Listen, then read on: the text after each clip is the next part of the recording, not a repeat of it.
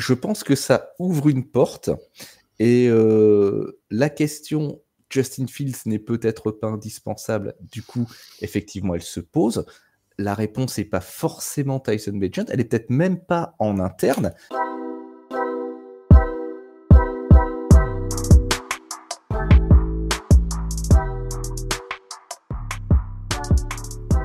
Bonjour à tous, bonjour à toutes, bienvenue dans Tailgate, le podcast 100% NFL des équipes de The Free Agent. On se retrouve pour ce deuxième podcast de la semaine avec en ce jeudi un thème tout à fait, comment dirons-nous, intéressant. C'est l'heure des choix. L'heure des choix parce que évidemment il y a des franchises qui vont se retrouver en cette fin de saison et au début de la saison prochaine avec des choix à faire, des choix sur leur quarterback, des choix sur leur coach. On va parler bien évidemment de tout ça avec mon Seb. Salut Seb, comment ça va ? Salut Flav, bonsoir à toutes, bonsoir à tous, bonsoir à toutes. Et oui, c'est l'heure des choix, on est dans la dernière ligne droite de cette saison. Et si certains se bagarrent pour leur seed, se bagarrent pour les playoffs, eh bien d'autres sont obligés de penser à l'avenir parce que le présent n'est pas forcément rose. Non, c'est sûr. Et alors on vous promet, c'est le dernier podcast un peu déprime qu'on fait. Ensuite, on parlera des playoffs et tout, des enjeux de la Week 18, mais les podcasts un peu, on va parler, on n'en veut aucune franchise, hein. On va parler on avait fait qui, les Broncos? Non, on n'avait pas fait les Broncos, on avait fait les Bears. On va parler des Bears, on va parler des Broncos, on va parler des Patriots, on va parler c'est fini après celui-là, hein. On s'excuse auprès de nos amis chatons de la Caroline du Nord. On n'a pas trop parlé des Panthers cette année. Alors, est-ce que c'est une mauvaise chose pour eux ? Dans un sens, pas sûr. Mais bon, on n'en a pas parlé. Voilà, c'est tout ce qu'on dira. On les évoque. Coucou, les chatons de la Caroline. Et merci d'avoir battu les Falcons au passage lors de cette week 15. Comme d'habitude, évidemment, on vous donnera aussi le programme de la 16e semaine de compétition à la fin de ce podcast. T'es prêt, mon Seb ? Je suis prêt, shoot, quand tu veux. Il est prêt, alors c'est parti, on va commencer avec les Bears de Chicago qui, eux, ont un vrai dilemme en cette fin de saison. La question, elle va être plutôt simple. Justin Fields, stop ou encore ? Et voilà, la question que tout le monde se pose depuis déjà un certain temps. Alors les Bears, ils n'ont pas exercé, ils n'ont pas exercé la clause de 5e saison pour Fields. On va dire que et en interne, ça c'est toujours une évaluation en cours, mais ça commence à être long comme évaluation. Alors on peut se dire que certes cette saison il a progressé dans certains aspects du jeu. Certes, il manque moins de passes longues. Certes, il est plus patient dans la poche, mais voilà, ça reste toujours un petit peu juste, pour dire le moins. Alors, est-ce qu'il faut continuer ?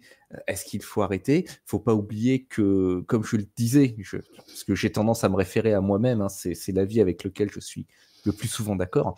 Il y avait un projet Justin Fields cette saison. On lui a offert des armes, on a renforcé la ligne, on a fait venir DJ Moore qui performe, hein, c'est pas la question, mais sur le plan des résultats, la différence ne saute pas forcément aux yeux.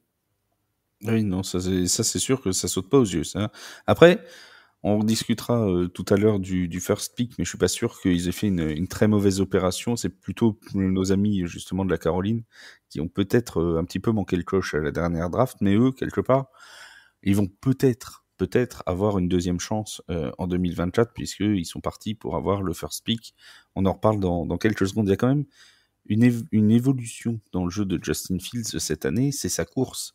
L'an dernier, ça faisait partie de l'un des tout meilleurs coureurs de la NFL, 1143 yards l'an dernier, 7,1 yards par tentative, 76 yards par match, 8 touchdowns marqués à la course. Bref, c'était une vraie composante du jeu de Justin Fields. Et cette année, il en est à 488 yards en 10 matchs. Alors l'an dernier, c'était en 15, hein, mais bon, il est clairement pas sur la même base. Là, il est sur 48 yards par match. Est-ce qu'il est pas un peu... est-ce que tu le sens pas un peu brimé, toi, dans son jeu de course ? Brimé, je ne sais pas. Je pense qu'il y a une volonté de cadrer ce jeu de course pour en faire justement une véritable dimension offensive, un véritable danger offensif. et pas une solution de dernier recours quand tout est en train de s'effondrer. Néanmoins, c'est vrai qu'on a vu des matchs ou des situations où il avait l'air de se forcer à rester dans la poche. Alors, il a peut-être, il a peut-être un côté bon élève aussi, Justin Fields. Il y a le coach lui dit de faire ça et il fait ça coûte que coûte et il tente de s'appliquer dans cette dimension du jeu. Dans le même temps, est-ce que justement il se prive pas de ce qu'il voudrait ajouter d'un des atouts de ce joueur? Difficile à dire, mais il est certain qu'on n'est pas du tout sur les mêmes bases de la saison dernière. Après, il faut pas oublier le reproche qu'on lui fait, pas le reproche, mais disons la remarque qui est faite régulièrement, la question que pose régulièrement Justin Fields, c'est est-ce que c'est un running back qui lance ou est-ce que c'est un quarterback qui court? Bon, si quand il ralentit sur un de ses excès, c'est pour lui faire le reproche inverse, le Oui. pauvre, il va pas s'en sortir. Hein, Bah, c'est un petit peu la même histoire que Lamar Jackson. Hein. C'est un petit peu le même profil où on se dit bon bah est-ce qu'il court trop? Dès que Lamar Jackson fait 2 passes en profondeur, on dit ça y est, il a fait évoluer son jeu. Le match suivant, s'il court 90 yards, on dit bah non, finalement c'est un running back qui lance. Quoi. Donc bon, je crois que ce débat-là, il sera jamais réglé. Quoi. La différence quand même, c'est que les résultats qu'obtient Lamar Jackson c'est pas sont les mêmes. Ça. pas du tout les mêmes que ceux qu'obtient Justin Fields. Enfin, que ceux des Bears. J'ai du mal à penser que Justin Fields est le seul responsable de la situation sportive des Bears. Mais voilà, les résultats obtenus ne sont pas les mêmes. Mais effectivement, c'est le même profil qu'un Lamar Jackson. C'est le même profil qu'un Jalen Hurts, etc. Et sauf que à Chicago, ça fonctionne pas. Depuis, en plus, on en parlait en off tout à l'heure, mais les résultats des Bears dépendent aussi des autres, évidemment des autres joueurs, et ça s'est joué à une réception ratée par Mooney dans la end zone pour que les Bears soient aujourd'hui à 8-6, à 6-8, pardon, à égalité avec les Packers, avec les Falcons, donc pas du tout largués dans la course au playoff. Donc quelque part, ça aurait même pu être une excellente opération. Si on considère, et encore une fois on va en reparler, mais si on considère qu'ils ont le first pick à la fin de la saison, et qu'en plus, dans leur saison, ils arrivent à faire un run en playoff, ce qui est de plus en plus improbable, ça aurait été quand même un petit peu la double, pas la double peine, mais au contraire, le double bénéfice. Quoi. Ça aurait peut-être été en l'occurrence, et ça paraît paradoxal de dire ça pour Chicago, ça aurait presque été un problème de riche. Oui, c'est ce que je veux dire. Ils sont pas habitués aux problèmes de riches à Chicago. Non, c'est vrai qu'ils ont... Alors après, on a quand même une caractéristique de Justin Fields cette saison, qui est peut-être même une caractéristique qui date d'il y a plus longtemps, c'est son inconstance, parce que on se rappelle juste avant sa blessure, il y a eu 2 matchs contre Denver et contre Washington, où il lance quand même 4 touchdowns. Sur ces 2 matchs-là, c'est 4 touchdowns et 8 touchdowns en tout et une seule interception cumulée sur les 2 matchs. Donc c'est des très très bonnes performances. Et ensuite, il se blesse et il revient contre Détroit, Minnesota, Détroit et Cleveland. En tout et pour tout, sur ces 4 matchs-là, il lance 3 touchdowns et 2 interceptions. Il y a vraiment ce côté, je suis capable de faire des très gros matchs, et puis la semaine suivante, un peu de passer à côté. Alors, est-ce que c'est dû à lui ou à son effectif ? À l'effectif qui lui est donné, je ne saurais dire, mais il y a quand même encore une forme d'inconstance sur le cas de Justin Fields, non ? Il y a cette forme d'inconstance, mais je pense que là, en l'occurrence, il est victime, du passif qu'il a déjà accumulé à Chicago, et puis du fait que l'on essaie, alors c'est vraiment paradoxal, parce que je pense que Chicago essaie vraiment de construire le jeu autour de lui. Est-ce que pour autant ils le construisent pour lui? On a, je reviens là-dessus, mais on a cette dimension jeu au sol qui a l'air de... je vais pas dire de disparaître, mais d'être à une tendance à la baisse chez lui. Est-ce que c'est vraiment ce qui lui convient? Et si c'est pas ce qui lui convient, comment est-ce qu'on redresse la barre? Et puis il faut pas oublier non plus que pendant qu'il a été blessé, il y a Tyson Bagent qui a pris sa place et qui s'en est tiré honorablement pour un rookie qui sort d'une petite fac. Et je pense que ça, pour Justin Fields, un QB jeune qui performe pendant qu'il est blessé, C'est c'est un de ses cauchemars. Hein. Et est-ce que ça a pas justement un peu, comment dire, remis une pièce, si tu veux, dans l'incertitude des Bears en se disant, bah finalement, on peut, alors toute raison gardée, j'allais dire, on peut réussir. La réussite n'a pas été énorme avec Tyson Bagent non plus, mais est-ce que ils se sont pas dit, bah tiens, finalement, Justin Fields, c'est pas si indispensable que ça, quoi. Ah, mais c'est fort possible. Comme tu le dis, la réussite, elle a été modeste. Hein, attention, il faut pas. Parce qu'il y a eu une sorte de mini-hype Tyson Bagent lorsqu'il a été. C'est le DeVito. C'est le DeVito. C'est le Tommy DeVito de Chicago. Mais voilà, il y a une sorte de mini-hype autour de lui. Mais ça, en NFL, on y est habitué, en particulier à ce poste, quand il y a un jeune joueur qui prend les rênes. Il suffit qu'il fasse une performance correcte et la presse et les observateurs le portent au pinacle. Mais néanmoins, ouais, ça ouvre une. Je pense que ça ouvre une porte. Et la question Justin Fields n'est peut-être pas indispensable. Du coup, effectivement, elle se pose. La réponse n'est pas forcément Tyson Bagent. Elle est peut-être même pas en interne, mais la tentation de se dire on pourrait peut-être essayer autre chose, la question est pertinente. Parce que rappelons quand même que la situation de l'an dernier, pour ceux qui ne suivent la NFL que depuis quelques mois, il y en a. On nous a dit dans certains commentaires, je suis la NFL depuis 6 mois, etc. Donc on va rappeler les choses. Les Bears avaient l'an dernier le premier choix de draft. Qu'ils ont choisi de donner, si j'ose dire. Ils l'ont pas donné, ils l'ont échangé, hein, ils l'ont vendu aux Panthers de Caroline, qui ont donc, eux, choisi Bryce Young avec le premier choix. Ça, on pourrait discuter du choix du premier choix de draft, peu importe. Maintenant, quand ils voient ce que fait CJ Stroud du côté de Houston, je suis pas sûr qu'ils soient convaincus de leur choix de draft, mais ça, c'est un autre débat. Ils ont donc échangé contre eux, non seulement DJ Moore, qui est arrivé, hein, c'est ça, je dis pas de bêtises, et en plus, contre le choix de draft des Panthers en 2024, de premier tour.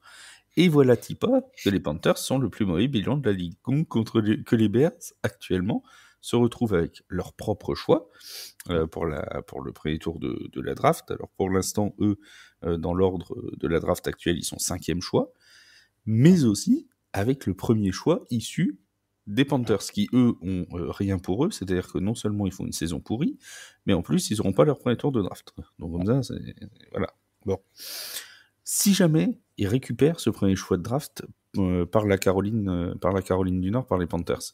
On rappelle qu'il reste aux Panthers à jouer les Packers, les Jaguars et les Buccaneers. Donc 2 équipes qui sont en lutte pour leur tête de leur division, plus les Packers qui ne sont pas éliminés.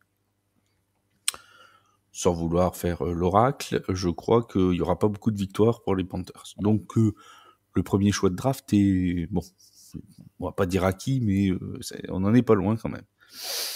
Est-ce que tu les vois, cette fois, prendre la possibilité du premier choix de draft, ou est-ce qu'ils vont nous retenter un coup de revente de pics pour une autre année? Parce que après tout, si ça se trouve, les profils, notamment de Caleb Williams, qui est pressenti pour être choix numéro 1, peut-être que ça leur plaît pas. Peut-être qu'ils se disent, bah, avec notre 5e choix, ça nous suffit, tu vois.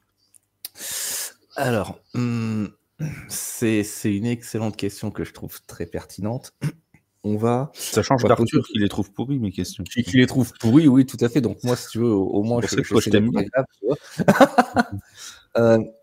Le GM de Chicago, Ryan Pauls, il y a quelque chose qu'il ne faut pas oublier, il n'a pas drafté son propre QB. Ce n'est pas lui qui a drafté Justin Fields. Donc, on va se dire, comme tu l'as dit, ils ont choisi d'utiliser leur first pick de l'année dernière d'une autre façon.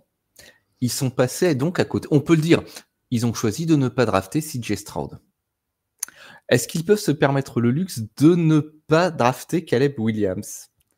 Est-ce qu'on peut se permettre de passer 2 fois comme ça sur 2 QB qui sont considérés comme étant de prêts pour la NFL?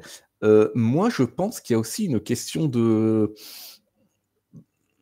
d'ego à défaut de trouver un meilleur terme. Sur ce point-là, il n'est pas impossible que dans le front office, on se dise non, on peut pas faire ça 2 fois de suite. On peut pas se permettre de laisser passer quelqu'un qui... Alors attention, là aussi, il faut raison garder, qui est annoncé comme un talent générationnel, mais on sait très bien que les QB... l'était aussi. Voilà, les QB qui sortent de NCA pour être propulsés comme ça en première ligne en NFL, attention, il y a beaucoup d'appelés, peu d'élus, et oui, Bryce Young n'en est qu'un parmi, malheureusement, n'en est qu'un parmi une liste particulièrement longue. Mais est-ce qu'ils peuvent se permettre de faire ça? Et par extension, qu'est-ce que ça veut dire? Ok, on draft Caleb Williams. Est-ce qu'on garde Justin Fields? Est-ce qu'on envoie Justin Fields ailleurs? Ou alors est-ce qu'on le garde pour lui dire, attention, tu as de la compétition, mais tu prends aussi le risque du coup que ton first pick, il reste assis sur le banc. Le choix, il est quand même pas évident. Hein. C'est pour ça que se dire, il recule pas de beaucoup, hein, mais il recule par exemple en 3e, 4e position, tu vois. Donc ils ont par exemple le 4e et 5e choix, mettons, quelque chose comme ça. Bon, au final, s'ils font affaire avec une franchise qui trouve que, tu vois, que Caleb Williams est leur futur quarterback et que eux ils se disent ils sont peut-être pas convaincus, parce que bon, s'ils ont laissé passer leur chance en dernier, c'est que ni Bryce Young ni CJ Stroud ne leur avaient visiblement tapé dans l'œil, sinon ils auraient pas laissé passer. Donc tu vois, on peut se dire, ils peuvent tenter aussi une réunion d'anciens d'LSU avec Jayden Daniels, qui est pressenti pour être dans les 5-6 premiers choix, et Malik Nabers, qui sera aussi sans doute dans les 10 premiers. Ils peuvent prendre une connexion qui existait déjà à la fac du côté d'LSU. C'est pas complètement déconnant non plus, tu vois. Donc, bon, c'est possible. Après, je les vois mal 2 années de suite se dire... Bon, non, finalement, on passe. Ça me paraît quand même... C'est risqué. S'ils ont le first pick, je ne les vois pas refaire ça. Effectivement, si tombe... Allez, miracle, Carolina gagne des matchs, on sait jamais, hein, alignement de planète, tout ça, crise cardiaque des titulaires de l'équipe adverse, on ne sait pas ce qui peut se passer. Voilà. Oui, ils jouent les Falcons, ça, non, c'est moi, les joue plus. Bon,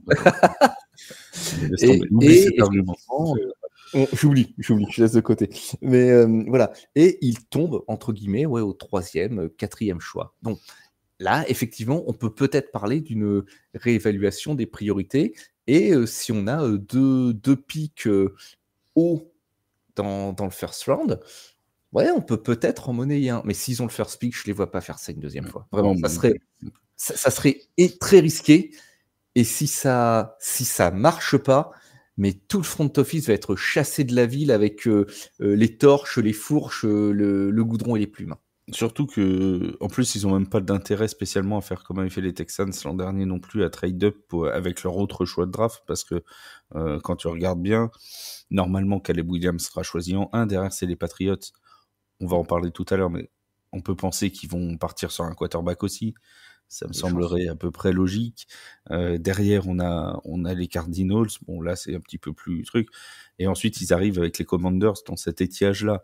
Donc, s'ils veulent entourer leur nouveau quarterback avec un receveur, par exemple, de talent, ils auront encore largement le choix avec la 5e position, même très largement. Oui. Donc, je pense pas que ce soit utile de faire quelques marchandages que ce soit pour les Bears. Donc, au final, Justin Fields, il a pas l'air si confiant que ça, hein, parce qu'en interview, il disait, en gros, vous savez, moi, j'ai pas la main sur ce qui peut se passer, je m'occupe de ce que je peux gérer, puisque je peux pas gérer, je les laisse dans les mains de Dieu.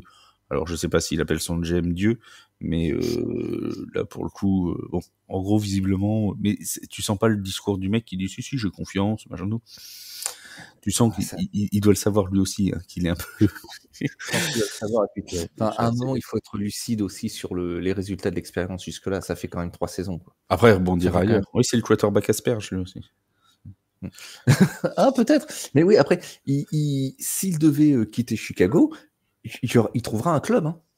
J'ai aucun souci là-dessus. Il y a suffisamment de... Tu vois, ces clubs qui vont se trouver, qui auraient besoin d'un quarterback, mais qui vont se trouver dans le ventre mou, entre guillemets, du first pick. Tu vois, ces clubs qui sont entre la 10e et entre le 10e et le 25e choix, tu vois, par là.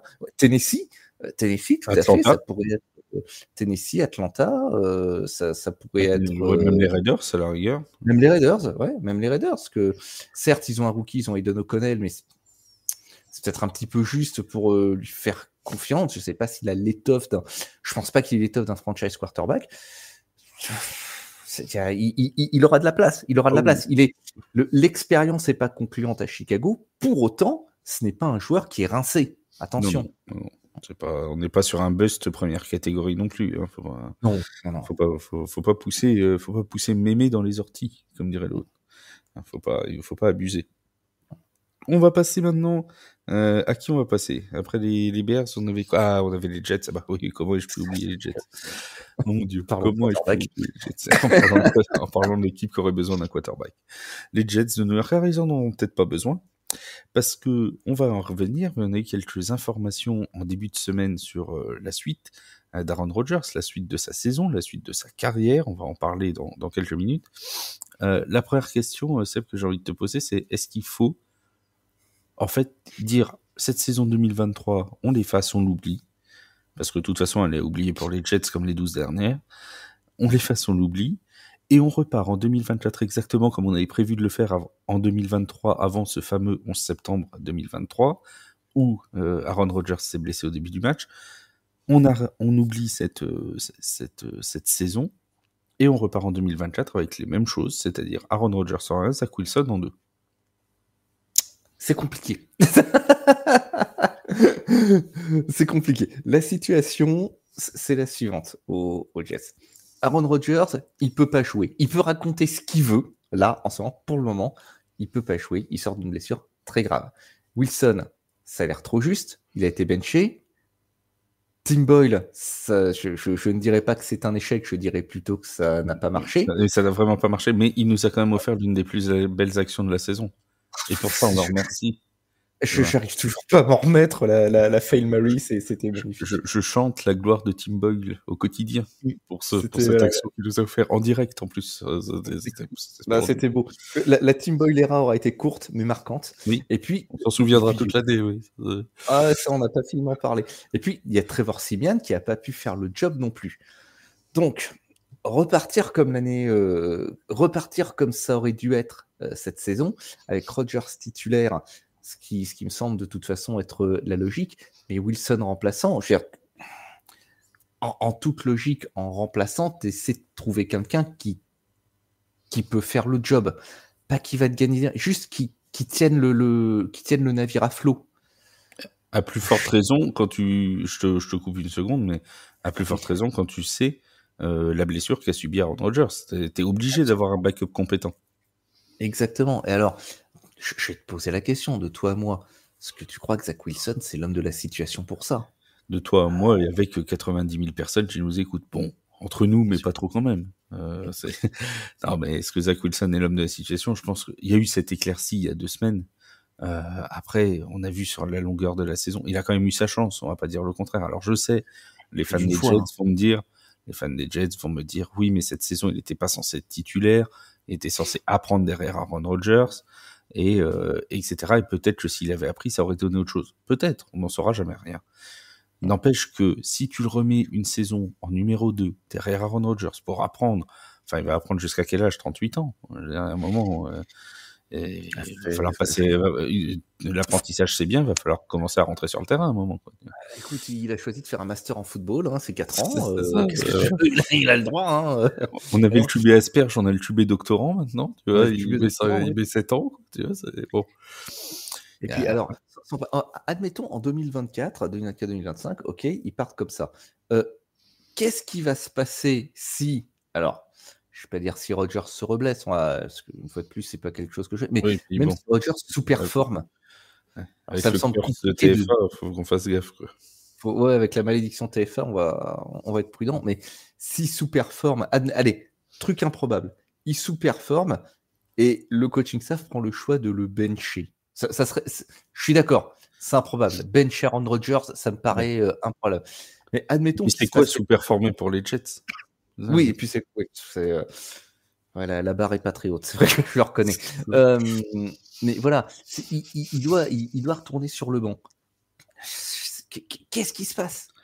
Qu'est-ce qui se passe? Faire venir un autre vétéran pour assurer le backup, c'est un peu contre les usages habituels. Tu as rarement 2 vétérans dans le dans le pool de Ils quarterback vont dans la chercher Joe Flacco. Ouais, mais Joe Flacco, les Browns sont allés le chercher en dernier ressort. T'imagines le bon quarterback, Aaron Rodgers et Joe Flacco. Bonjour. Maison de retraite, c'est par là, les gars. Oui. L'EHPAD est à gauche. Vous sonnez pas, c'est ouvert. Vous inquiétez pas, on vous servira votre soupe à 18h. Soyez Ce que je veux confiants. dire que d'habitude, tu as plutôt un vétéran et un jeune, et peu importe qui est le starter et qui est le remplaçant, mais c'est ce type de choses que tu vois. Soit tu as un vétéran starter et un jeune, effectivement, pour apprendre derrière, ou tu as le jeune rookie plein de fougue et d'ambition, et un vétéran derrière, sans parler quelqu'un qui a l'ampleur d'Aaron Rodgers, mais quelqu'un qui peut faire le métier si notre jeune homme est trop juste ou s'il se blesse. Et Typiquement, là, un Gardner Minshew, un mec comme ça, tu vois. Un mec exactement, un voilà, backup qui est capable de tenir son équipe, quoi. qui est capable de tenir son équipe, qui peut faire le métier, et voire qui va surperformer et qui va te sortir d'une ornière comme Minshew le fait actuellement à Indianapolis. Mais là, cette paire-là, Rodgers-Wilson, moi, il me paraît Alors, improbable, en particulier de la part de son deuxième membre. Hein. il y a même des insiders ou des journalistes new-yorkais qui disaient qu'apparemment Zach Wilson aurait déjà été informé comme quoi il ne serait plus chez les Jets l'an prochain. Alors bon, après ça reste des rumeurs, donc on va les laisser au stade de rumeurs. J'annonce juste les rumeurs qui circulent. Apparemment, au moment où il aurait repris le poste de titulaire, on lui aurait dit, par contre, en gros, on te fait jouer, mais pour l'an prochain, tu seras plus là. Bon. Déjà, je te rappelle, le poste de titulaire, il voulait. Enfin, il n'était pas. T'es pas comme un Il ouf. n'était pas très enthousiaste à l'idée de le reprendre. Hein. On se demande pourquoi. Non, on se demande. Ouais. On se demande. C'est plutôt, tu vois, c'est plutôt tranquille. T'as une O-line qui te protège bien. Bon. Ça se passe bien, généralement. Ouais, ça se passe bien. Alors, par contre, moi, je tirais quand même quelque chose de positif de tout ça, c'est que au début de cette saison, les Jets, c'était quand même une énigme, d'accord? Avec l'arrivée de Rodgers, tu te demandais, eh ben, au moins, cette équipe sera à nouveau pleine de surprises la saison prochaine. Ouais. Ça me fait penser, alors toute raison gardée, hein, encore une fois, comparaison n'est pas raison. Ça me fait penser à l'arrivée de Jameis Winston chez les Saints. Quand tu sais, au début, on avait dit, bon, bah, qu'est-ce que ça va donner? Et en fait, il s'est blessé au bout de 3 matchs ou 4 matchs. Et puis la saison suivante, on a dit, bon, on va voir ce que ça va donner. Et puis il s'est blessé au bout de 3 ou 4 matchs. En fait, à chaque fois, tu vois, tu recommences la saison en te disant, bon, c'est toujours pas ce que ça vaut. Tu vois, ça fait 3 ans qu'on est là, c'est toujours pas ce que ça vaut. Quoi. Bon, on verra. Tu vois, bon, bah, finalement, ils ont décidé de passer à autre chose au bout d'un moment. Quoi. Bon, oui, alors, tiens, en parlant de passer à autre chose, notre ami Aaron Rodgers nous a donc dit en début de semaine que chez son ami Pat McAfee, qu'il ne reviendrait pas déjà cette saison. Voilà, bon, ça c'est déjà... Alors, il l'a pas dit comme ça. Il n'a pas dit qu'il reviendrait pas. Il a dit, je ne veux pas trahir ses propos, qu'il n'était pas à 100% remis et que s'il avait été à 100% remis, il aurait insisté pour retourner sur le terrain. Mais que comme il n'était pas remis à 100%, du coup, bon, il préférait prendre son temps et que c'était de toute façon impossible d'être 100% remis en 14 semaines. Bon, ça, c'est pas comme si on l'avait dit depuis déjà des mois. Hein. C'est un scoop. Ouais. Le mec, il vient de nous inventer un truc enfin, pourtant ni toi ni moi on est médecin. Je pense qu'on le savait tous, quoi, tu vois. Oui. Alors, on peut se poser la question de est-ce qu'il a pas voulu tout simplement faire parler de lui la moitié de la saison. Hein. Bon, c'est un autre débat. Tu crois que Aaron Rodgers, c'est le genre? Il a pas beaucoup d'ego, hein, donc il n'y a pas de raison. Oui. Pas de raison. Mais non, mais voilà, tu te dis, est-ce qu'il n'y a pas eu ce truc-là? Bon, bref. Il devrait pas revenir parce que apparemment le staff médical lui dit que ce sera pas, c'est pas prudent. Oui, ça évidemment c'est pas vrai. Puis ça sert à rien. Puis il doit y avoir des questions d'assurance derrière aussi. Il doit y avoir des trucs de dingue, quoi. Et puis ça sert à rien. Je veux dire, à part emmener les Jets avec 2 victoires de plus. Bah ouais, c'est bien. Sportivement, quel intérêt? Donc non, mieux vaut qu'il reste là où il est et qu'il récupère. Mais là où il y a eu l'annonce peut-être plus importante que le fait qu'il ne reviendrait pas en 2023, ce dont beaucoup de gens savaient déjà que ce serait le cas, c'est qu'il a dit que non seulement il serait de retour en 2024, mais qu'il se voyait continuer au-delà de 2024. Il veut continuer au-delà, après la saison 2024, 2025, voire 2026, Allez, alors on rappelle qu'il vient de fêter ses 40 ans, au début du mois de décembre ou fin novembre, enfin il vient de fêter ses 40 ans. Est-ce que toi, tu le vois pouvoir aller jusqu'à 42, 43, 44 ? J'ai envie de dire, ça dépendra de comment il se remet de sa blessure, déjà. Alors, très exactement, c'est ce que j'ai. S'il avait jamais eu la moindre blessure majeure dans sa carrière, j'aurais dit pourquoi pas. Tu vois, on va prendre un exemple, un Brady. Alors, je veux pas dire de bêtises, mais je crois qu'il a eu une blessure vraiment grave dans sa Pas eu carrière, beaucoup. où il loupe quasiment toute une saison. Je crois qu'il se fait un genou, mais c'est tout. Et j'ai envie de dire, dans une carrière de footballeur, c'est rien du tout. Là, il a quand même une blessure grave à 39 ans. Il va falloir en récupérer. Il va falloir qu'il revienne à son niveau physique antérieur. C'est des athlètes de très très haut niveau. Hein. C'est des machines de précision. Ces gens-là, il faut pas l'oublier, mais ça va tout de même pas être une chose aisée. Quel sera son état d'esprit également? Parce que après une blessure pareille, on peut appréhender beaucoup de choses sur un terrain. Le moindre choc ou le moindre moment où ça va secouer un petit peu, et Dieu sait qu'il y a des moments où ça secoue un petit peu sur un terrain de football, mentalement, il faut être fort pour que ça réveille pas certains souvenirs de douleur et de souffrance. Il serait pas le premier quarterback à jouer aussi loin, même si ça reste tout de même des exceptions hein, sur le nombre de joueurs qui ont traversé l'histoire du football. Je trouve que c'est très ambitieux, mais une fois de plus, moi, je vais rappeler que Tom Brady, lui, il avait pas hésité à dire à une époque qu'il était prêt à jouer jusqu'à 80 ans s'il fallait, et qu'il arrêterait quand ses jambes ne pourraient plus le porter. C'est le même état d'esprit, tu peux pas reprocher à un joueur de cette envergure de l'avoir, mais de toute façon, s'il ne sort pas du terrain, quelqu'un va l'en pousser un jour, plus ou moins gentiment. Plus ou moins. Alors tu parlais de Tom Brady et de sa blessure, c'était en 2008, effectivement, vérification faite. Il avait manqué quasiment la totalité de la saison, il n'avait joué qu'un seul match. Voilà, exactement. C'est vraiment très peu, du coup. C'est plus que Aaron Rodgers, mais c'est peu. C'est plus qu'Aaron Rodgers, mais c'est une saison sur combien, Brady 22, 24 Oui, c'est quelque chose comme ça. Attends, je vais te dire exactement, mais oui, c'est quelque chose comme ça. C'est plus de 20 saisons. Il a commencé en 2000, il a fini en 2022, donc ça doit faire 23 saisons, si je compte. 23 saisons, c'est donc il est arrivé vraiment en 2001, donc 22, 23 saisons. Peanuts. C'est effectivement pas grand-chose. Donc pour les Jets, la solution, on conclut Aaron Rodgers en 1 et trouver un backup compétent. Et trouver un backup compétent, parce que je pense que Zach Wilson, c'est trop juste. Ça fait là aussi, ça fait 3 ans que l'expérience dure. Ça fait plusieurs fois qu'il est benché, qu'il est mis sur le banc, pardon. C'est pas là. Il y a eu plusieurs fois cette saison, et c'était pas les premières fois. C'est arrivé aussi la saison précédente. Moi, je n'arrive plus à y croire. Très bien.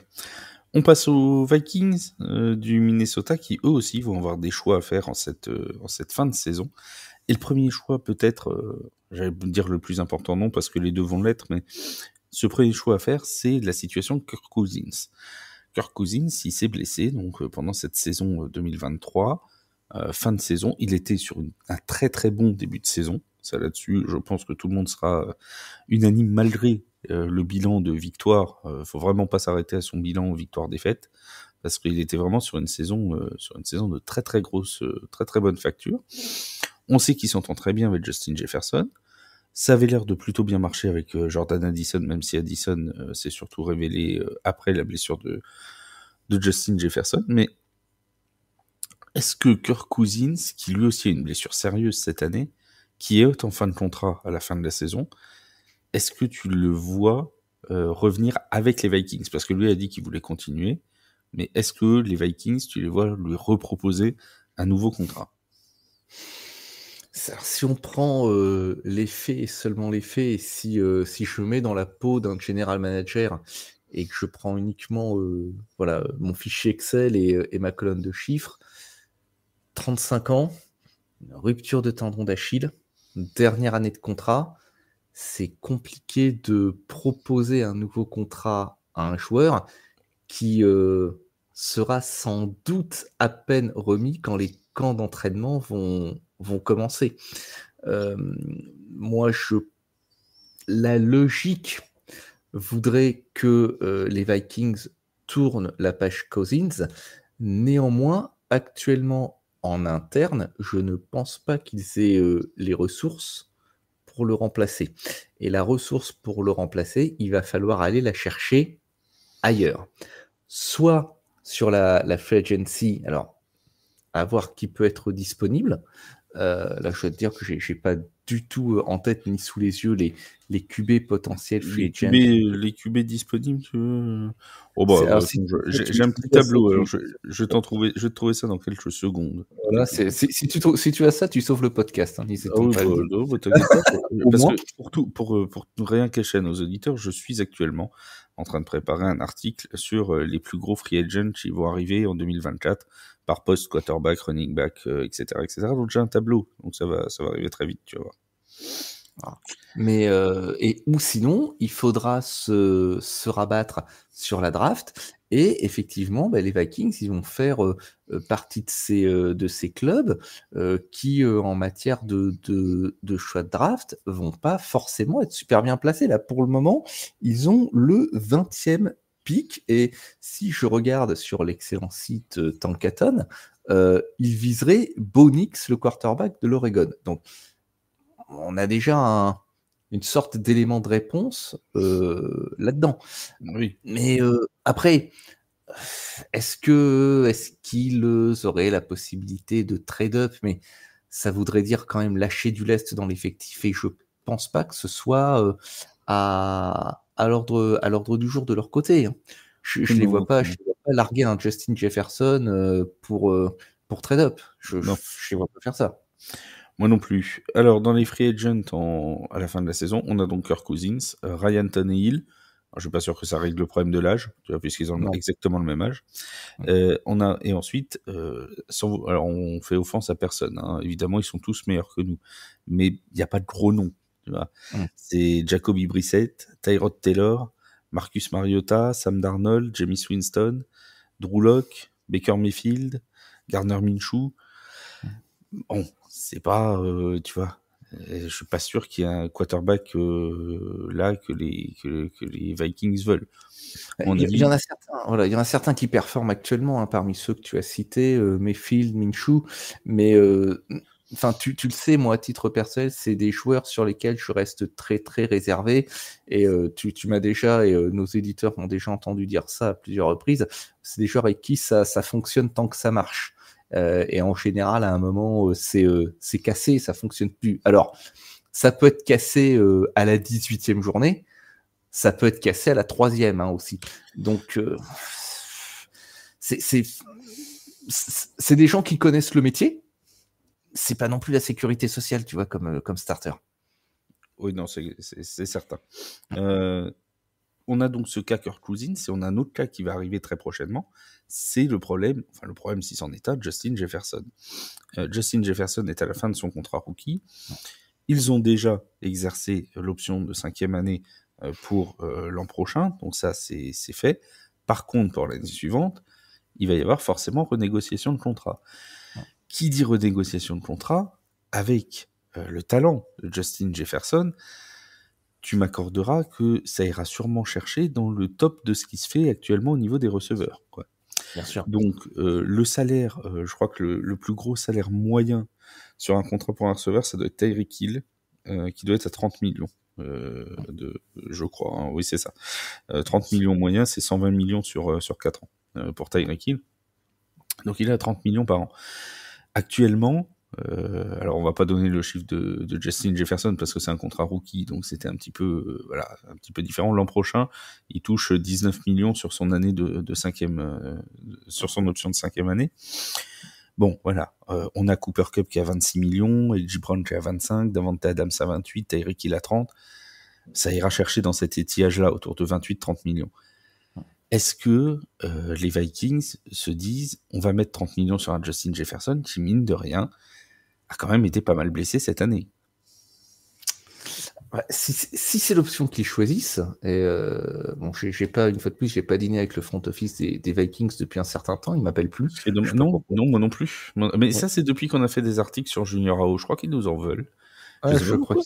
Je sais pas pourquoi. Ils sont chafouins chez les Vikings. Ils sont chauvins, ces gens-là. Oh là là, c'est dingue. Alors que nous, pour une fois qu'on avait un Français, on était contents. Voilà, on va en profiter. Ils ont des Américains. C'est facile pour eux.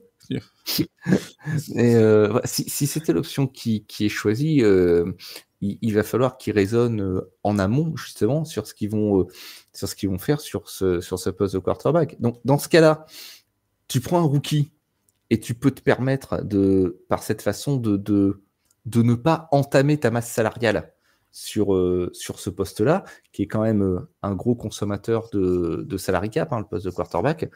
Et tu peux certainement te permettre de proposer ce type de contrat à Justin Jefferson. Si tu veux te lancer sur un gros, si tu veux faire un gros transfert, te lancer sur un gros nom, racheter un gros contrat, tu hypothèques très certainement ton option de JJ.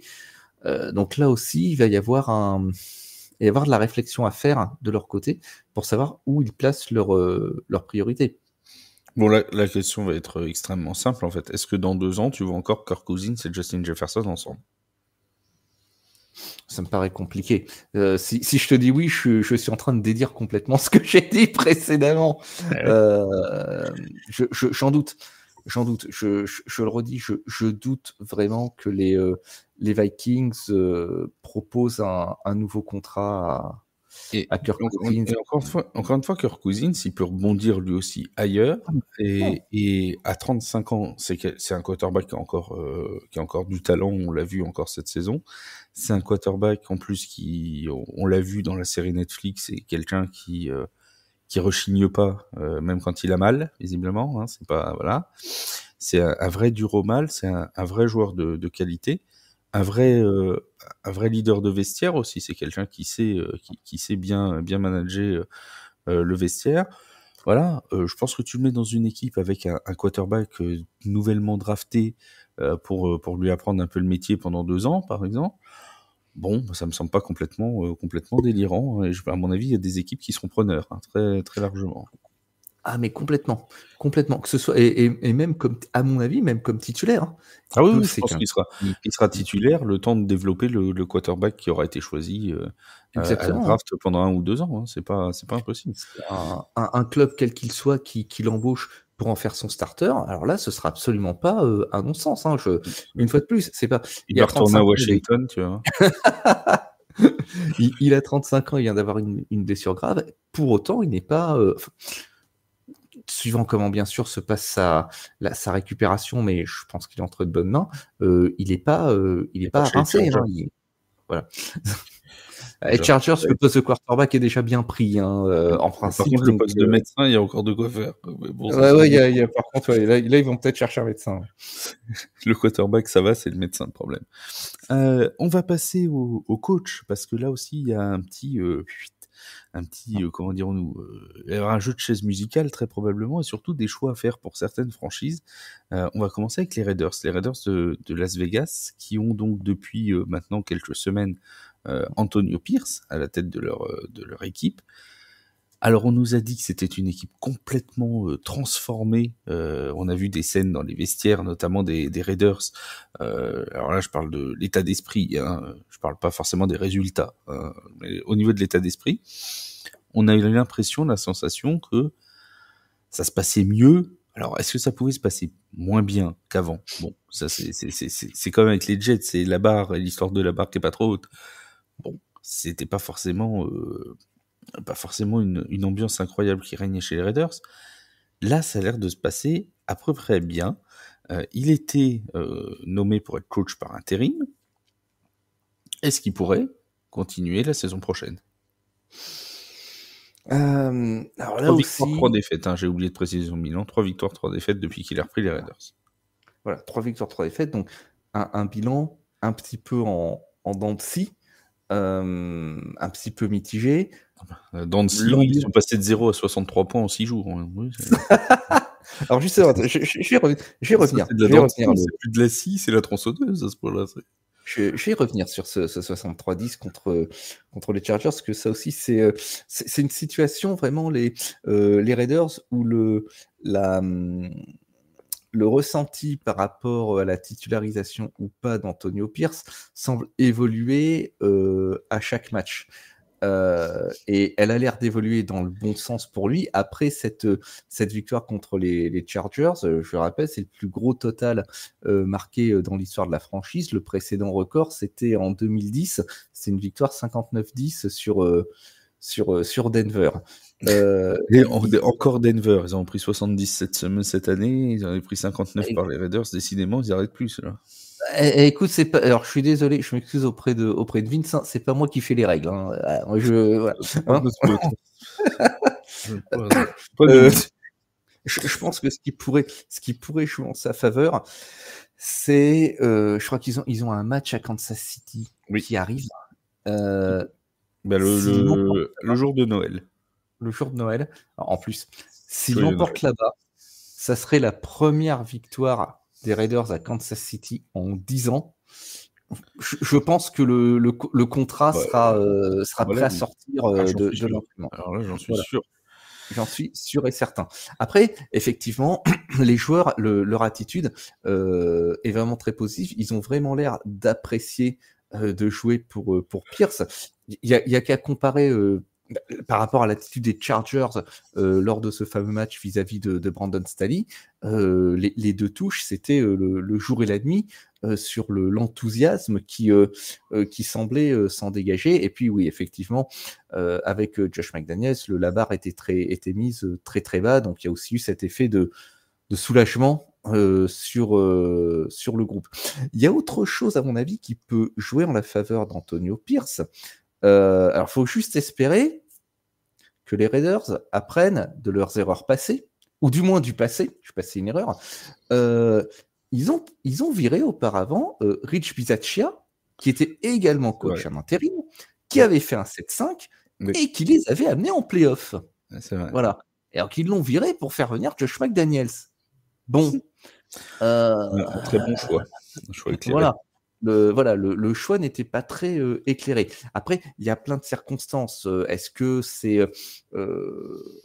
Est-ce que on ne sait pas encore si Antonio Pierce il a réellement l'étoffe d'un head coach. Une fois de plus, c'est pas parce qu'on est un bon coach de position ou un bon coordinateur qu'on a ce qu'il faut pour être head coach. C'est un travail très très particulier.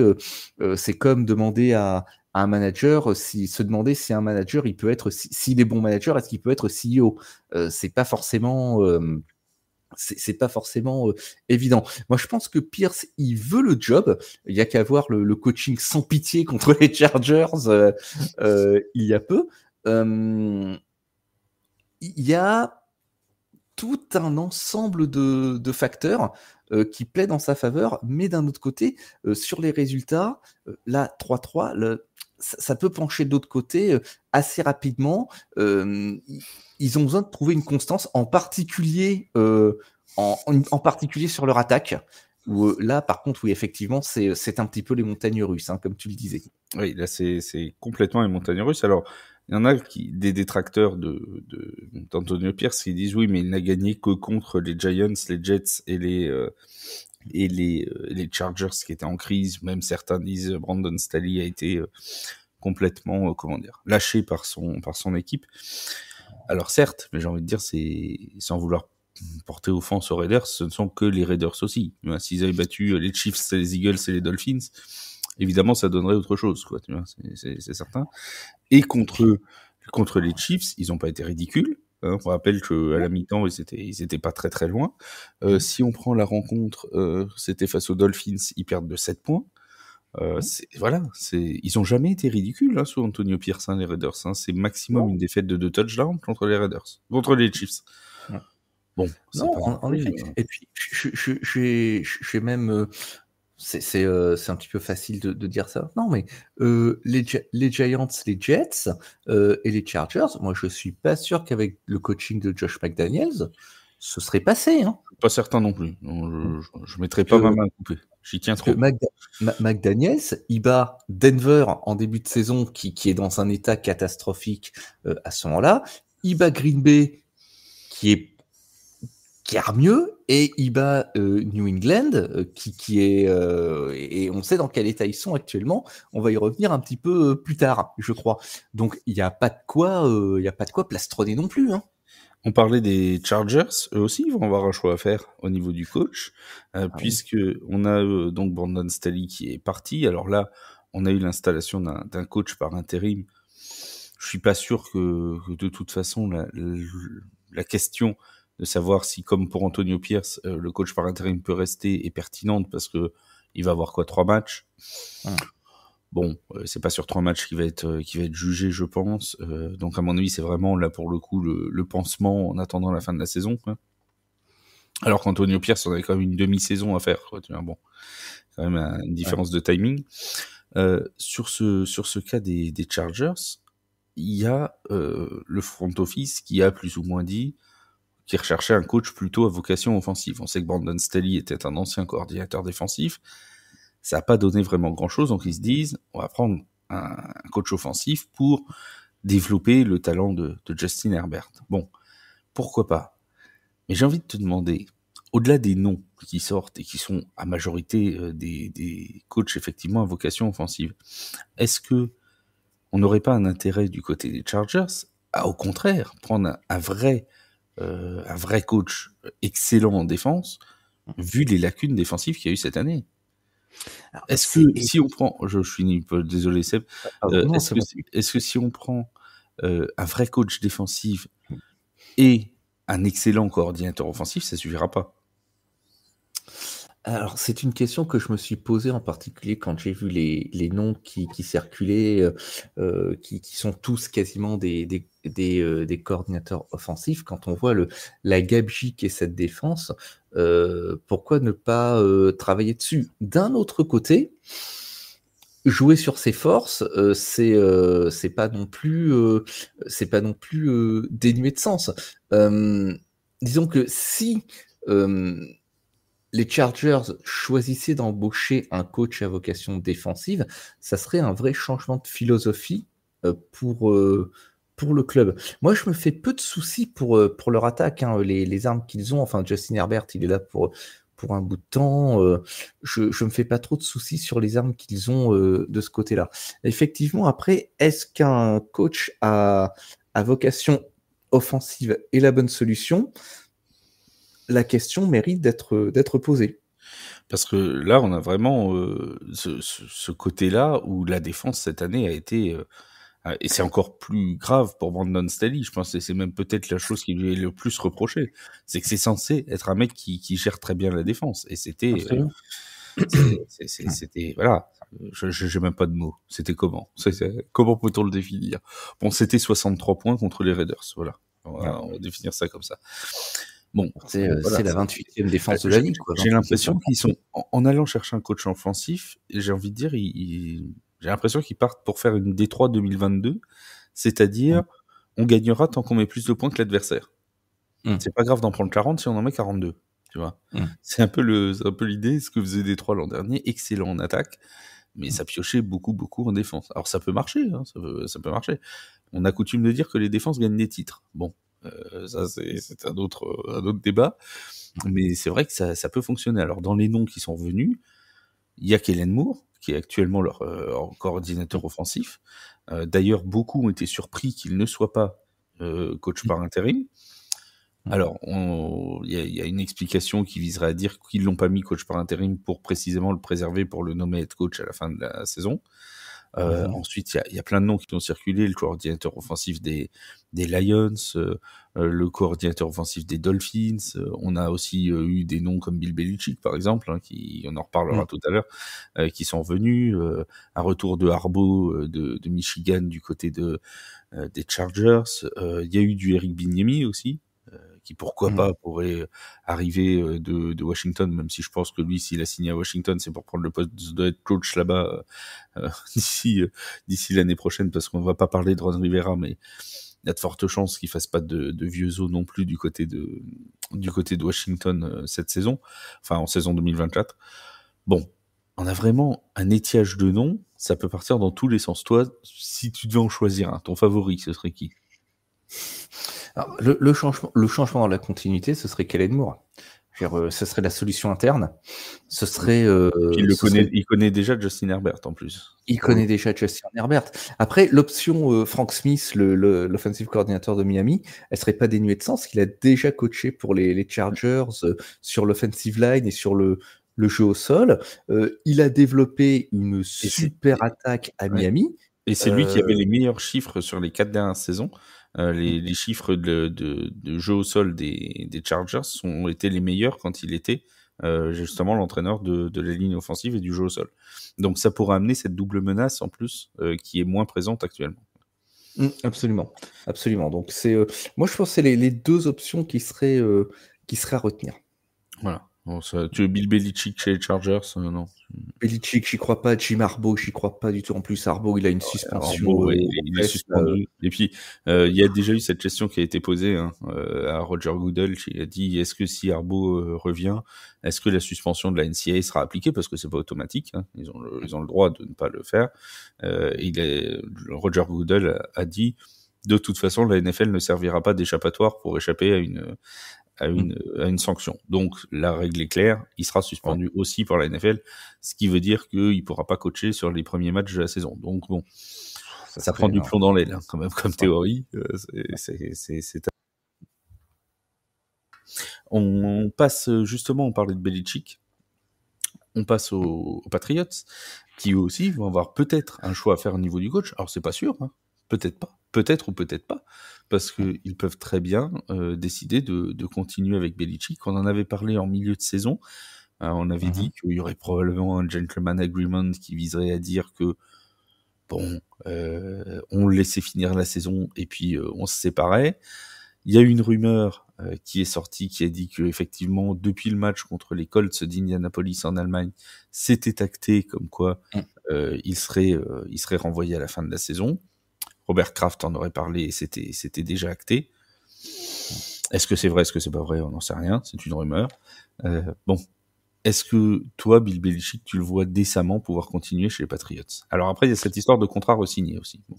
Alors voilà, il y a quand même beaucoup de rumeurs qui courent. On a quelques semaines de ça, Yann Rapoport qui nous fait savoir qu'il y a eu un contrat signé dans le plus grand secret et dont on ne savait rien. Voilà, le secret des dieux, c'est le fameux accord secret qui pourrait être signé, comme disait Coluche. Voilà. Il y a beaucoup de rumeurs, il y a beaucoup de brouillard. Belichick, lui, bien sûr, quand on lui en parle, il botte en touche. De toute façon, il n'a jamais lâché quoi que ce soit aux journalistes dans sa carrière. Il va pas commencer maintenant. Et sur ce sujet-là, quand on lui pose la question, il répond qu'il se prépare pour Kansas City. Mais effectivement, il y a Tom Curran de NBC Sports et qui est beat reporter c'est-à-dire qu'il est exclusivement dédié aux Patriots pour la rédaction de NBC Sports, celui qui affirme que le départ serait acté. Alors, un départ sous quelle forme? Est-ce que ce serait une éviction totale de la franchise ou est-ce que pour service rendu, quand même, on va lui offrir une sorte de placard doré, de poste plus ou moins honorifique? Ça, c'est difficile à savoir, mais ça me semble compliqué pour lui de se maintenir à son poste avec la longue et cruelle descente aux enfers que sont les 3 dernières saisons pour ce club. Je pense qu'en plus, il y aura beaucoup d'enseignements tirés, alors qui bien sûr ne seront que conjectures, parce que une fois de plus, je doute que Belichick se trouve tout d'un coup un penchant sur la confession, même s'il part. Mais moi, je maintiendrai que il n'a pas su préparer l'après Brady. Il a peut-être même sous-estimé l'impact que Brady avait dans son jeu et dans son système. Moi, je continue à croire qu'il pensait que ce qui importait, c'était le système et qu'avec le bon rouage, ça pouvait fonctionner. Sauf que Brady, c'était pas un rouage, c'était un moteur. Brady, c'était pas un game manager, c'était un playmaker. Quoi qu'on pense de lui, c'est un fait. Et que, ben oui, là, en l'occurrence, un seul être vous manque et tout a été dépeuplé. Et pendant ces 3 années de descente sur cette pente glissante vers les abysses de la Ligue, Tom, lui, à Tampa, il va en playoff et il gagne un titre. je pense qu'il y a un péché de. Bon, les deux hommes ont un très gros ego, on le sait. Je pense vraiment qu'il y a un péché d'ego sur ce cas-là. Et si c'est le cas, moralement, c'est quand même une sacrée histoire. Mais je vois pas comment. Enfin, comment tu peux défendre ça? Comment tu peux défendre Oui. le fait de le maintenir? Robert Kraft, c'est loin d'être le perdreau de l'année. Hein. Il sait comment mener sa barque. Si jamais il y a eu un contrat de signé, il saura parfaitement comment sortir ou comment l'honorer tout en préservant sa franchise sportivement. On n'est pas, on n'est pas aux Raiders, hein, c'est quand même des gens compétents qui gèrent les Patriots. Mais je vois pas comment ils peuvent maintenir Belichick en poste maintenant. Ça ferait quand même une vraie reconstruction l'an prochain pour les Patriots, parce que t'imagines quand même qu'en 3 ans, donc ils ont perdu Tom Brady, là ils perdent leur coach qui est quand même coach depuis 24 ans du côté des Patriots. C'est quand même énorme. Tu te dis, c'est même plus une page, c'est carrément un autre tome de l'encyclopédie, quoi. Complètement. Mais c'est les Cowboys de la fin des années 80, quand ils virent Tom Landry, que l'équipe est rachetée par Jerry Jones, et qui fait venir son pote Jimmy Johnson. Faut tout recommencer à zéro, parce qu'à l'époque, Landry, pareil, il est en poste depuis presque, alors je ne veux pas dire de bêtises, un quart de siècle, peut-être même plus. Et ils arrivent à un moment où ça marche plus avec lui. Ses idées, notamment en défense, qui étaient révolutionnaires 10 ans avant, elles le sont plus du tout. Et quand Jones et Johnson arrivent, désolé, je fais un peu d'histoire. Hein, non, mais c'est très bien, fais de l'histoire. Enseigne-nous. Voilà, il y a des personnes qui suivent la NFL depuis 6 mois, mais il y a quand même une histoire. Quand ils arrivent, ils décident de tout casser. C'est-à-dire qu'ils virent tout le monde, et ils repartent de zéro. Alors, ils vont bouffer leur pain noir pendant des années, mais ils vont drafter des Michael Irvin, des Troy Aikman, des Emmitt Smith, et ça va donner l'équipe que l'on sait dans les années 90. Et ils vont même avoir, alors malheureusement, quelque chose que les Patriots ne peuvent pas faire, parce qu'ils vont à l'époque faire. Le public de l'époque a été prêt à les lyncher. Ils ont vraiment vendu les bijoux de famille. Ils ont tradé Herschel Walker, qui était la superstar de l'équipe. Ancien Heisman Trophy, athlète extraordinaire, excellent running back, qui a moins brillé en NFL que ce que l'on attendait, mais quand ils ont décidé de le trader, à Dallas à l'époque, ça a été, mais on voulait les pendre. Hein. Ils étaient prêts à se la jouer western à l'ancienne, le goudron, les plumes, et puis pendez-les au court. Ils passaient plus les portes du saloon. Ils rentraient plus dans aucun saloon, là, c'était fini. Mais voilà, ça va être une reconstruction qui risque d'être douloureuse. Mais les 3 dernières saisons sont déjà douloureuses pour les fans des Patriots. C'est ça, c'est que là, ils sont sur une reconstruction qui dit pas son nom, en fait. C'est que au lieu, comme tu disais, à Dallas, ils ont fait table rase du passé, ils sont passés à autre chose. Là, chez les Patriots, non. On a l'impression de s'accrocher à une espèce de souvenir, tu vois, de ce qu'étaient les Patriots il y a encore 4 ou 5 ans. Sauf que ça l'est plus. Tu vois, il y a plus Tom Brady. Il y a Bill Belichick, mais Matt Jones, c'est pas Tom Brady. Ça, jusque-là, tout le monde me suit là-dessus. Bon, voilà. Là, il y a la possibilité de drafter très haut, de drafter un quarterback de qualité, quelqu'un comme Drake May, par exemple, ou comme Jayden Daniels, si jamais ils veulent tenter le quarterback d'LSU qui a reçu le Heisman Trophy cette année. Voilà, il y a de la possibilité pour les Patriots de drafter. Et si jamais ça donne quelque chose, parce que c'est toujours le problème avec la draft, hein, drafter haut c'est bien, mais il faut transformer l'essai, si j'ose dire. Bon, si jamais ça donne quelque chose, bah, ça peut déjà poser les bases d'un début de reconstruction. Donc, tu prends un coach intelligent, regarde ce que fait Houston, hein, en un an d'où ils sont passés. Hein. Alors, ils ont eu 2 très bons choix de draft, un coach qui donne quelque chose, bah voilà, hein, badaboum. Hein. Je pense qu'il va y avoir autre chose. Je viens d'y penser. Il y a un autre point auquel il va falloir que cette organisation pense. Il va leur falloir un general manager s'ils se débarrassent de Belichick. Parce qu'il faut rappeler que Belichick, c'est Dieu le Père. Il coach et il recrute également. Donc, je pense même qu'avant même de penser à qui ils vont drafter, faut penser à qui va drafter. Oui. Et je vais même aller plus loin dans cette optique-là. Si effectivement ils doivent licencier Belichick et s'il ne devait avoir aucun rôle dans l'organisation, parce que là aussi c'est compliqué. Admettons qu'on lui laisse le rôle de general manager, il va pas rester éloigné du terrain. Mais c'est ça. Alors, C'est pas possible. ceux qui connaissent le soccer m'excuseront cette digression. J'ai l'impression que c'est Giroud à la GIA. C'est-à-dire que on l'a maintenu, il a été maintenu pendant 40 ans comme entraîneur de la JOCR. Une fois qu'il est parti sans partir. Tu vois, il s'est accroché ou on l'a accroché, peu importe, au wagon. Et pendant 2, 3, 4, 5 ans, il restait toujours autour du terrain, tu vois.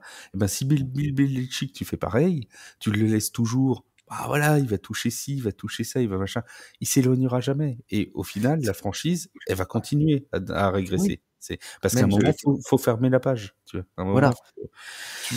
Tu lui laisses ça, je peux même te dire, tu lui laisses ça, dans les 2 mois, c'est lui qui coach, dans les faits. Oui, c'est ça. Tu vois ce que je veux dire, avec la Il va mettre un personnalité pantin, il va mettre un pantin très devant. forte, Ouais. et ça peut pas marcher. Donc, soit New England se fait à l'idée que, voilà, la pente peut encore rester glissante. Soit Ils en ont bien profité, hein, New England, quand même. Hein. Oui. Oh, non, mais on est 20 ans au top, en train de les plaindre. Moi, j'ai pas eu 20 ans avec ma franchise de gloire, hein, donc bon, je veux dire, pas trop les 20 plaindre ans non au plus. top, voilà, 20 ans au top, il y a pire, hein, comme run. Mais, effectivement, il y a peut-être une reconstruction, pardon, très douloureuse qui s'annonce, voire même une année blanche, hein. Il faut y penser aussi, hein.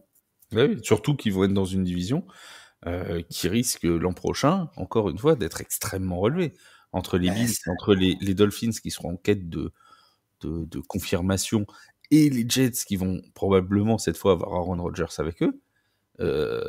C'est pour les Patriots, la mayonnaise, ça va pas être simple à tourner. Hein.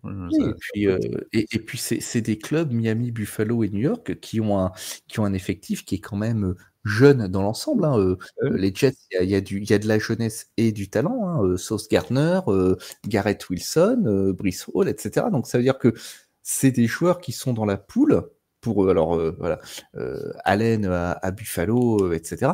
C'est des joueurs qui sont dans cette poule pour quelques années, qui vont prendre de la place. C'est pas des équipes en fin de vie, oui, ça c'est clair.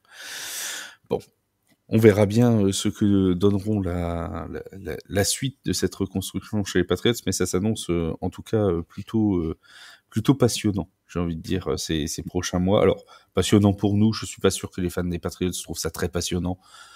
Mais bon, c'est comme tout, c'est question de point de vue, hein, si j'ose dire, tu vois. C'est bon. Quand on aime sa franchise, faut accepter le fait de souffrir avec elle dans ces circonstances. J'en sais quelque chose.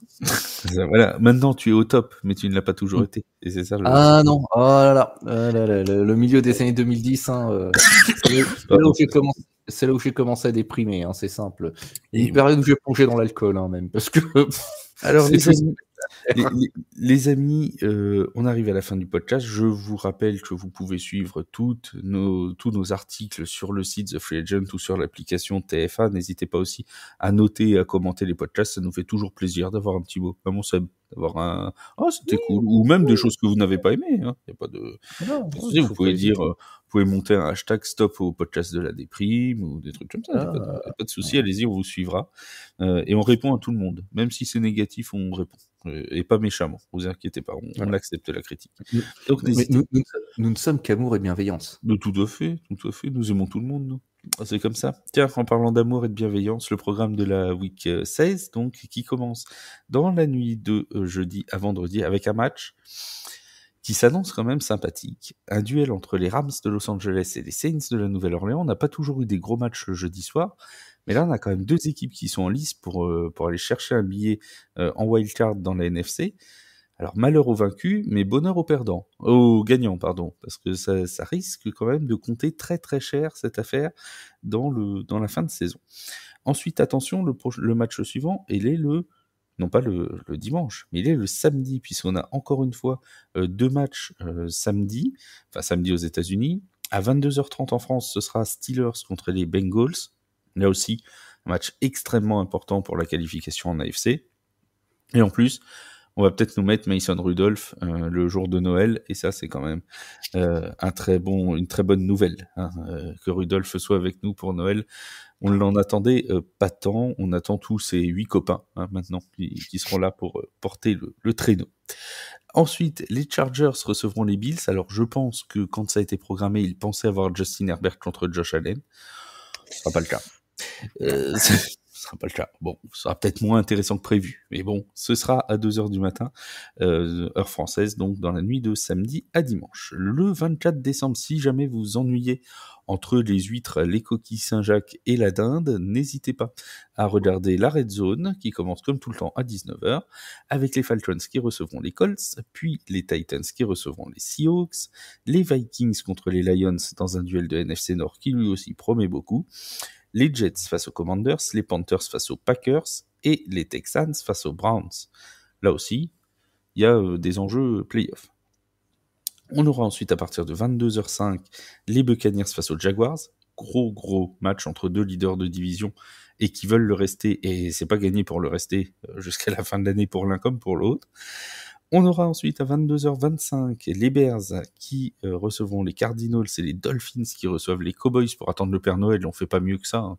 Le Dolphins Cowboys pour attendre le Père Noël, c'est quand même chouette, hein. C'est fantastique. Et à 2h15 du matin, si jamais vous avez bien réveillonné mais que vous n'arrivez pas à dormir, on aura un Broncos Patriots. Bon. Oui.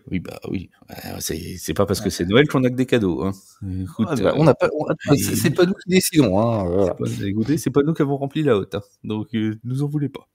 Le 25 décembre, on aura aussi là 3 matchs, avec à 19h les Chiefs contre les Raiders, et là ce sera pas un cadeau non plus, les Eagles face aux Giants. Nous mettre les Giants le 25 décembre, c'est un appel au crime, hein.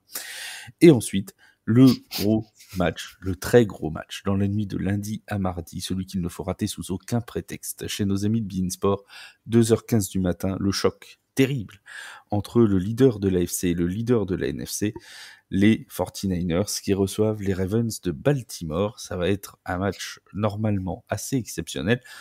D'aucuns disent la future preview du Super Bowl. Bon, allons savoir. Pourquoi pas, après tout. On a eu un rematch du Super Bowl de l'an dernier, là, cette saison régulière. Si ça se trouve, on a peut-être un prémisse du Super Bowl prochain. C'est pas impossible. En tout cas, ce match entre les 49ers et les Ravens s'annonce passionnant et vraiment à ne pas rater. Merci mon Seb pour cette heure de podcast en ta compagnie, c'était comme toujours très sympathique. Merci à vous tous de nous avoir écoutés. N'oubliez pas qu'à Noël, on sera là. Alors, il n'y aura pas le live le dimanche, mais il y aura un résumé fait de la Red Zone pour rien rater si vous étiez pris entre belle maman et beau papa. Pendant le réveillon, ne vous inquiétez pas, on vous résumera tout ce que vous avez manqué, il n'y a aucun souci, vous pouvez faire confiance à TFA, et la semaine prochaine, vous retrouverez un podcast pour débriefer tout ce qui s'est passé dans cette semaine 16. Merci beaucoup mon Seb, et à tout le monde, à très vite sur les antennes de TFA, joyeuses fêtes à tous. Ciao, bye.